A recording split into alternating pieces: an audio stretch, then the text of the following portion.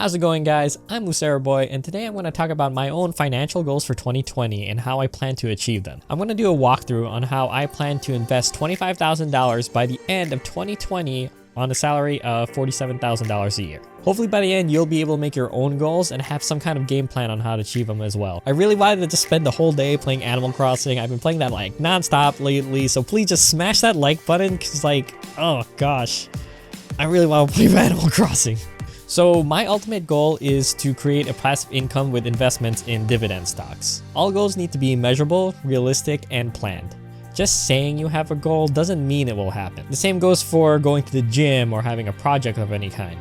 Unless you have a consistent, organized plan, a way to track your progress, and a goal that is actually realistically possible, what'll happen is that you'll end up procrastinating, and when you do work on it, you'll make a little progress, and finally, you'll give up when the finish line doesn't seem to get any closer. So I broke down my dividend income goal into sub-goals that will ultimately contribute to the overall goal. So the goals are 1. Make and follow a budget.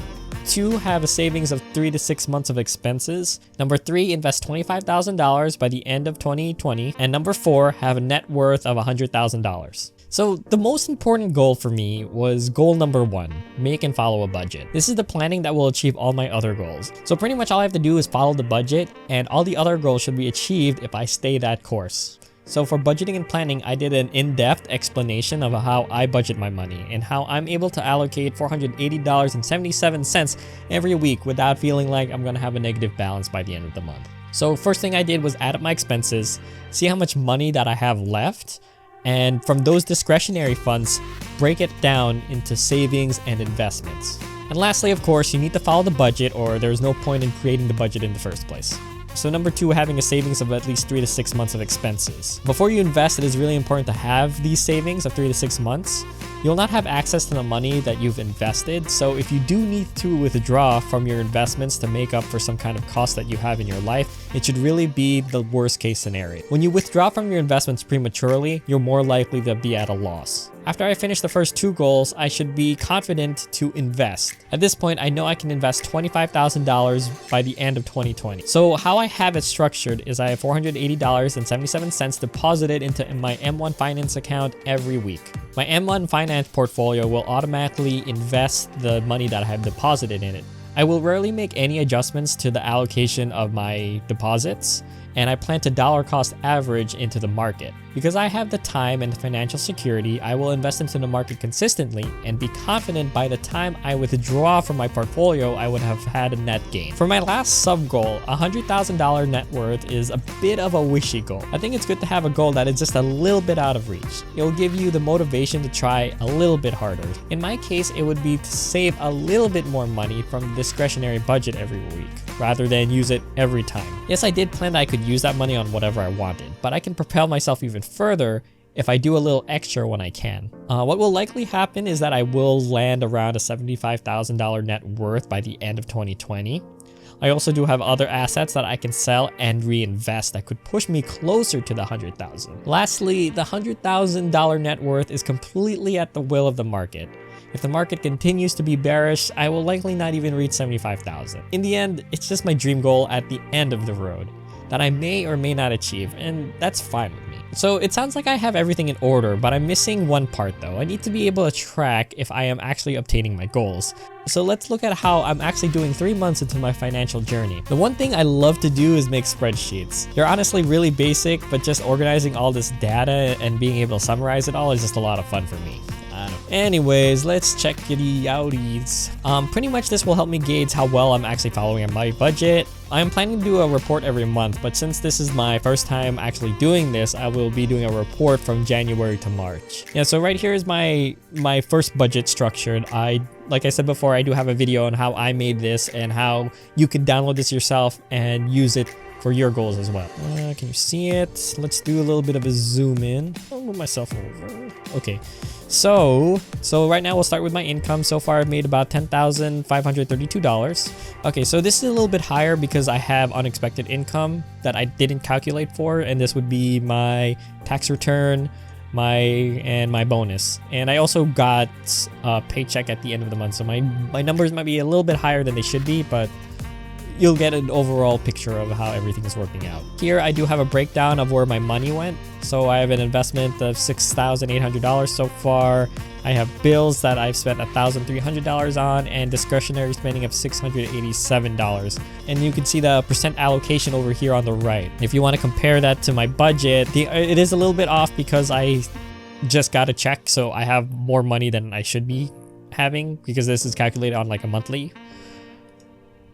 basis. So if we want to go check on my budget, you know, we have 13%, 76%, and 10%. And then my monthly report says I'm 6% at discretion, which is really good.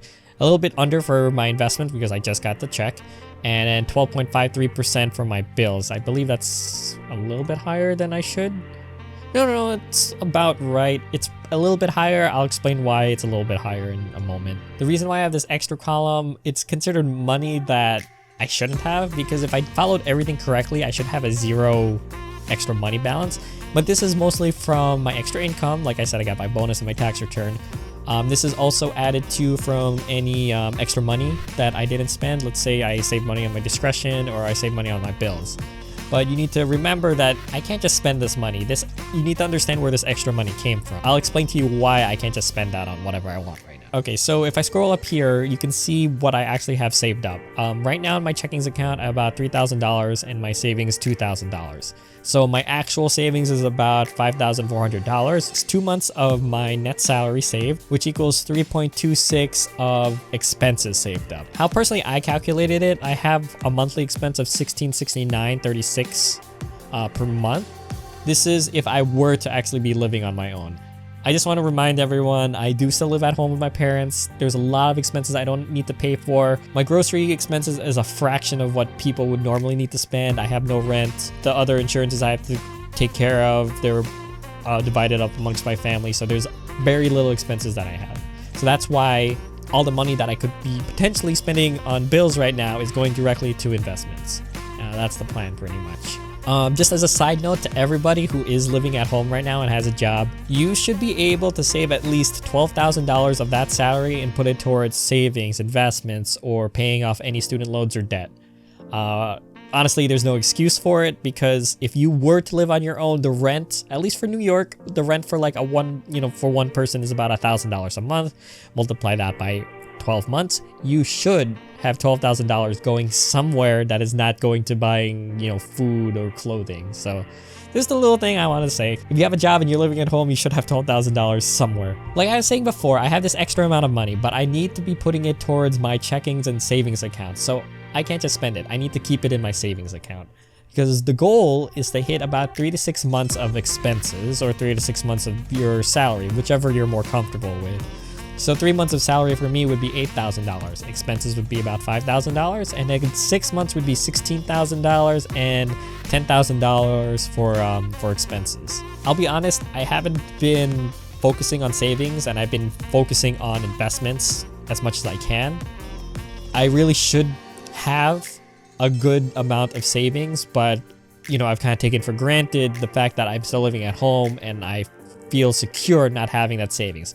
But with the current climate of the economy and the current state that we're in, it just emphasizes the fact how important it is to have 3 to 6 months of expenses. The relief check or the stimulus check that I should be receiving will go directly into my savings, and that will definitely give me, more peace of mind as we go forward. Okay, so I have my investments laid out. This is my savings, the green part, not super important. The blue part is my Roth IRA, also not super important because I've already contributed the max amount, which is $6,000 a year. Over here is my taxable account. This is the one that I care about because my goal is to invest $25,000 by the end of the year. Right now, my average deposit is $538.87 into my account, which is above my target of $480.77. So I'm above my goal, so I'm definitely on track to reaching $25,000. The only reason why there's this gap is in the beginning of the year, I was trying to balance or make it equal to $25,000 a year. I probably made a mistake, but regardless, I'm ahead of my goal right now. If you guys want to get a picture of how the current market volatility is affecting my portfolio, right now I have a total of $19,000 that I have invested into my taxable account. But right now the value of it is $14,000, which is about Last time I checked, it said 30%. I have 24%. Not exactly sure where those numbers are coming from, but it's about 30% loss. I just want to remind everyone, when you have stocks and you see the price of the stocks go down, you still own those stocks. So unless you sell those stocks, you keep the value. When you sell your stocks at those lowered prices, that's when you lock in the losses. My Roth IRA, since I can only invest $6,000 every year and the only thing that's reinvested are the dividends, I have a total of $12,000 in it right now, and it's down to $9,000. So that is about like 20%, 25%. So that is a more accurate representation of what's happened in the market so far. If I want to do a brief review, I'm at the bare minimum for my savings account. I am on track to invest $25,000 into the market. Let's say if I wasn't reaching my goals, or maybe I need to save more money. Let's, check what I'm spending on right now. Okay, so let's start off with this blue column over here. The blue column is my discretionary spending. A lot of it is just buying food, just me eating out or buying food for my family. That's pretty much it. Sometimes here and there I'll be like spending money on games. It's really not that much on games, but I do like playing my video games. But if we want to look at how I did for the past 3 months, I've spent an average of $229.13 per month, which is under my target goal of $273.38. In how I calculated it, the difference between those numbers, they're added to my extra funds over here.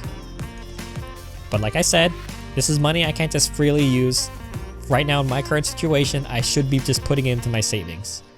In the future, when I have a more stable savings amount, I will probably allocate, I might even open up another checking account and have that as free money. So like if I want to go on vacation or if I want to buy a new computer, things like that, I'll think, what money can I actually spend on this? You never want to cut into your savings. Your savings should always, be locked in a vault, taken out just in case. And then your extra money that you can actually, spend with your discretion should be separated from it. The way I like to think of it is if I saved extra money in the month, I should be rewarded for it. And then I'll reward myself with, a video game or, vacation, things like that. Let's go over to my bills because it'll show that I didn't do as well as I should have, but there's an explanation for it. Right now, my average bill per month is $439.87. My target is actually $357.56. So you're wondering, where did I spend the money if these are my regular costs? I put my gas, I put my gym membership in here. I do my oil changes too. The biggest expense I had for bills right now is I had an unexpected car maintenance fee or cost when I went to go change my tires. So that was $728.21. The big picture, it's not a big deal. I'm only above by maybe like $100. So let's look at the bills that I've given myself. All right, so for the bills that I've given myself, I have my entertainment, I have my life insurance, I have my gym membership, I have a Nintendo online membership that I've forgotten about. So for car maintenance, I budgeted $913.50 for the entire year. And you can see how I used a big chunk of that, these past 3 months. So keeping all things in perspective, I'm probably going to go over my car maintenance fee by the end of the month with oil changes, things like that. But overall, as the months go by, this number should get closer to my target average because I won't be spending, I'm not going to spend another $900 on my car. I shouldn't. Hopefully I shouldn't, but as I said before, if anything really big comes up, that's what the savings are for. So those are my financial goals for 2020 and how I'm going about achieving them. Comment what goals you're thinking of starting, and hopefully showing you my plan and strategy has given you a game plan for your goals as well. If you guys want to start investing and you haven't already, I do have some referral links in the description below for M1 Finance, Robinhood, and Webull. If you want to follow my journey and make sure I stick to my plan, subscribe for more, and I will see you guys all next time.